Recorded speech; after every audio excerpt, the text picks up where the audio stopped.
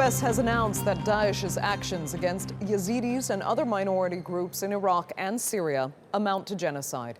Humanitarian organizations estimate that Daesh has killed more than 3,500 Yazidis in Iraq alone and enslaved thousands of women and girls. Sourav Roy has more. These members of the Yazidi community are moving from one mass grave to another, all in the hope of finding some recognizable sign or item that would lead them to the remains of their loved ones. Daesh has killed thousands of Yazidi men and forced Yazidi women and girls into sexual slavery, sold in marketplaces and killed for not obeying commands.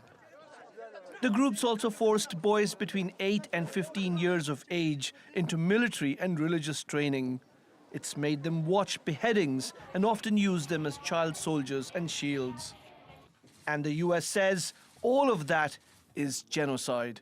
My purpose in appearing before you today is to assert that in my judgment, Daesh is responsible for genocide against groups in areas under its control, including Yazidis, Christians, and Shia Muslims.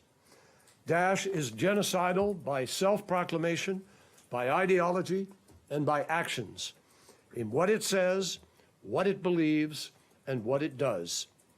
Daesh is also responsible for crimes against humanity and ethnic cleansing, directed at these same groups, and in some cases also against Sunni Muslims, Kurds, and other minorities.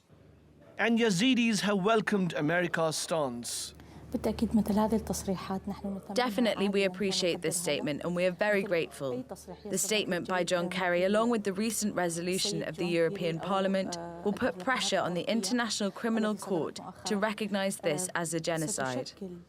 A number of international organizations had already recognized Daesh's actions against Yazidis and other minority groups in Syria and Iraq as genocide.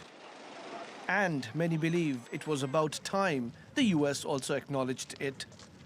Sourav Roy, TRT World.